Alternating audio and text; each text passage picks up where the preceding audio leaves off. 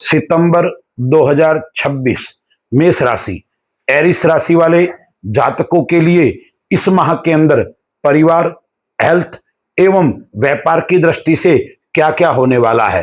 दर्शक मित्रों, मैं पंडित राजेश दवे, वैदिक ज्योतिष परामर्श केंद्र जोधपुर से यह जो मासिक फलादेश है उसके अंदर मैं आपको ग्रह गोचर के अनुसार बता रहा हूं।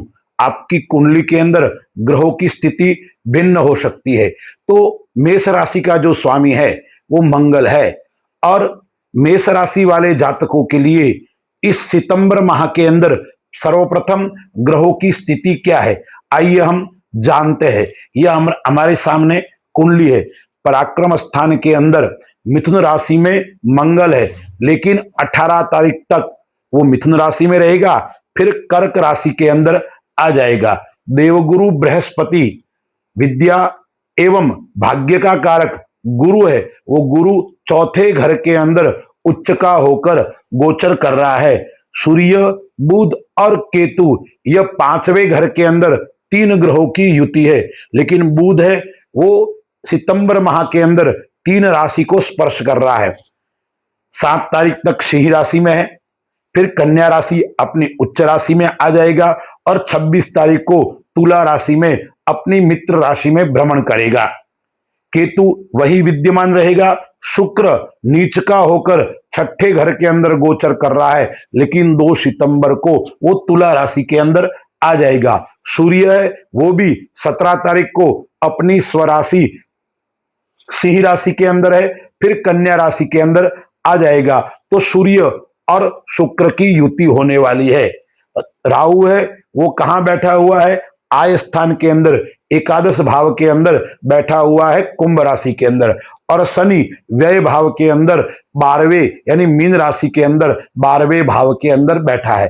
यह ग्रहों की स्थिति है। सर्वप्रथम मैं आपको कुछ तारीखें बता रहा हूं, यह तारीखें आप नोट कर लीजिए। इन दिनों में आपको कोई न कोई समस्या का सामना करना पड़ेगा। इन दिनों में आप सावधान और सचेत रहे, अन्यथा बना हुआ काम बिगड़ सकता है और किसी के साथ में शत्रुता उत्पन्न हो सकती है। वो तारीख कौन सी है?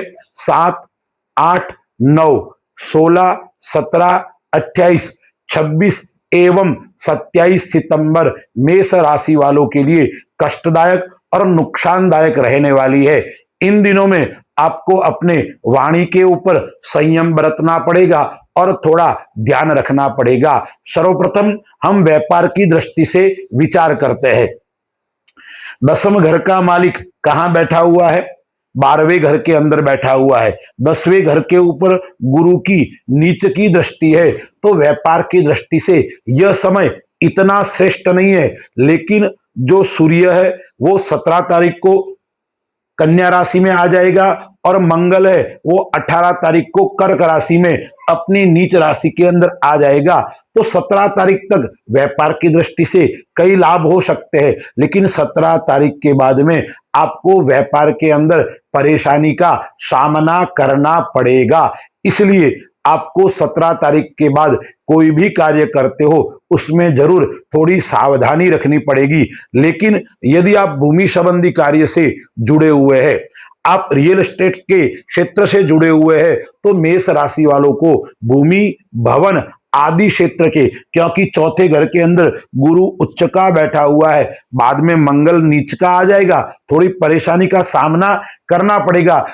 परंतु कुल मिलाकर इस सितंबर माह के अंदर मेष राशि वाले जातकों के लिए भूमि, भवन आदि क्षेत्र से लाभ का योग बन रहा है। यदि आप कोई नया प्रोजेक्ट बनाकर, आप नई विला आदि बनाकर एक बड़ा काम करना चाहते हो, तो आपके साथ में अच्छे लोग जुड़कर आपका काम आगे बढ़ सकता है। क्योंकि 5वां सूर्य है, तो 17 तारीख तक आपको प्रेरणादायक यह समय रहने वाला है। आत्मविश्वास भी आपका अच्छा रहेगा और आगे बढ़ने के कई अवसर आपको मिलेंगे और आप भी ऊर्जावान बनकर काम करने के लिए निरंतर तत्पर रहेंगे। वो कब तक? 17 तारीख तक। उसके बाद में काम करने की इच्छा थोड़ी आपकी कम हो जाएगी। इसलिए आपको 17 तारीख के बाद में थोड़ी ज्यादा मेहनत और परिश्रम करना पड़ेगा। व्यापार के अंदर कुछ बातों का आपको ध्यान रखना है, क्योंकि गुरु की 10वें घर के ऊपर नीच की दृष्टि है और एकादश का भाव का और 10वें घर का स्वामी व्यय स्थान के अंदर बैठा हुआ है। तो आपको इस माह के अंदर आकस्मिक खर्चे का योग बन रहा है। आपका जो मासिक बजट है वो बिगड़ सकता है, इसलिए उसके कारण आपको व्यापार के अंदर आर्थिक तंगी माह के अंत समय में देखने को मिलेगी। लेकिन यदि आप सरकारी कार्य के अंदर सेवारत है, आप सरकार से जुड़े हुए कार्य को करते हैं, तो आपको सावधानी बरतनी पड़ेगी, अन्यथा नुकसान का सामना करना पड़ सकता है। पैतृक कोई विवाद चल रहा है, पैतृक कोई आपको समस्या चल रही है, तो भी आपको ध्यान रखना पड़ेगा। पैतृक कोई मुकदमा चल रहा है, पैतृक को कार्य के अंदर आपको समस्या आ रही है, तो उसके अंदर आपको सावधानी बरतनी पड़ेगी।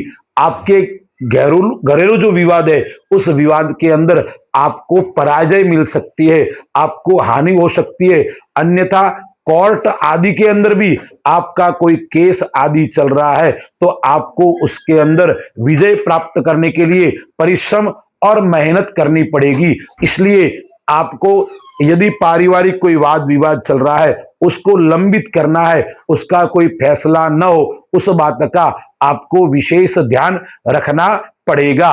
अब मेष राशि वाले जातकों को हम परिवार की दृष्टि से देखते हैं, तो परिवार की दृष्टि से यह समय मध्यम और मिश्रित फल देने वाला रहेगा। बड़ों से आपका मनमुटाव बढ़ सकता है, बड़े भाई है, पिता है, दादा है, या घर के अंदर जो बड़े बुजुर्ग है, उनके साथ में आपका मनमुटाव बढ़ सकता है। यदि आप कला क्षेत्र से जुड़े हुए हैं, तो आपको प्रमोशन यानी लाभ होने वाला है, आपका मान सम्मान बढ़ने वाला है। विदेश संबंधी आप कार्य करते हो, तो विदेश संबंधी कार्य आपके लिए श्रेष्ठ नहीं है, मध्यम है, यानी मिश्रित फल देने वाला यह समय रहेगा। निवेश की दृष्टि से देखते हैं, तो सितंबर माह मेष राशि वालों के लिए निवेश करते वक्त सावधानी रखनी है। कहां कहां निवेश करना चाहिए? सोना चांदी आदि में निवेश करते हो तो आपको लाभ होगा। सट्टा बाजार है, शेयर मार्केट है, उसके अंदर यदि आप निवेश करते हो तो आपके लिए मध्यम रहेगा। यात्रा की दृष्टि से देखते हैं, सितंबर माह के अंदर यात्रा आपकी मध्यम रहेगी, ज्यादा यात्रा आपके लिए लाभदायक नहीं रहेगी। जरूर आपको व्यापार की दृष्टि से यात्रा करनी पड़ेगी, उसमें भी पूर्व दिशा की यात्रा है तो आपके लिए अच्छी और श्रेष्ठ रहने वाला है। अब मंगल जो आपका है वो 18 तारीख तक क्या है? मंगल है वो पराक्रम स्थान के अंदर बैठा हुआ है, फिर मंगल नीच का होके कर्क राशि के अंदर आ जाएगा। तो मंगल जरूर आपको कई क्षेत्र के अंदर आर्थिक मजबूती तो प्रदान करेगा, आपकी मान और सम्मान भी बढ़ सकता है, आपकी प्रशंसा बढ़ सकती है। उस बात का आपको ध्यान रखते हुए, यानी राजनीतिक क्षेत्र से आप जुड़े हुए हो तो आपको लाभ का योग भी बन रहा है। एक बात का आपको और ध्यान रखना है, अपने वाणी अपने स्वभाव के ऊपर थोड़ा आपको कंट्रोल रखना पड़ेगा। कार्य की गति आपके लिए अच्छी और श्रेष्ठ रहने वाली है। शिक्षा की दृष्टि से देखते हैं तो शिक्षा जगत से जो व्यक्ति जुड़े हुए हैं, मेष राशि वाले, एरिस राशि वाले जातक है, उनके लिए यह समय सोने में सुहागा है। आप जिस क्षेत्र के अंदर जाना चाहते हो उस क्षेत्र के अंदर आपको सफलता की प्राप्ति होगी। विदेश अध्ययन के लिए जाना चाहते हो तो भी आपके लिए श्रेष्ठ और उत्तम रहने वाला है। जरूर बीच बीच में परिवार के अंदर पिता और परिवार से मतभेद उत्पन्न हो सकते हैं, वो मतभेद आपको अध्ययन या एकाग्रता के लिए परेशानी का सामना करना पड़ सकता है। हेल्थ की दृष्टि से देखते हैं तो सितंबर 2026 के अंदर कोई बड़ी बीमारी का योग आपको नहीं आ रहा है, लेकिन आपको एक बात का ध्यान रखना है, कोई छोटी मोटी बीमारी आपको परेशान करे, तुरंत आपको अच्छे डॉक्टर से सलाह लेकर उसका इलाज करना चाहिए। उसके अंदर आपको किसी भी प्रकार की लापरवाही नहीं रखनी है। शुक्र जो आपके बैठा हुआ है वो नीच का छठे घर के अंदर बैठा हुआ है, तो शत्रु आपको परेशान कर सकते हैं। शत्रु के कारण आप मानसिक तनाव के अंदर रह सकते हैं, इसलिए शत्रु से आपको दूरी बना के रखनी है। काका मामा अपनों लोगों से भी आपको थोड़ी दूरी बनाकर रखना है, अन्यथा नुकसान का सामना आपको करना पड़ सकता है। अब कौन सी बात का आपको ध्यान रखना है, 3 बिंदु की मैं बताता हूं, उनके ऊपर आपको सचेत और सावधानी रखनी है। एक तो इस माह आपको वाहन आदि धीरे चलाना है। दूसरा है पैसे का लेन देन करते वक्त आपको सावधानी रखनी है। किसी के साथ में आप व्यवहार करते हो, पैसे का लेन देन करते हो, तो आपको लिखापटी करके ही करना है। विश्वास में आकर किसी के साथ में व्यवहार नहीं करना है, अन्यथा विश्वासघात आपके साथ में हो सकता है।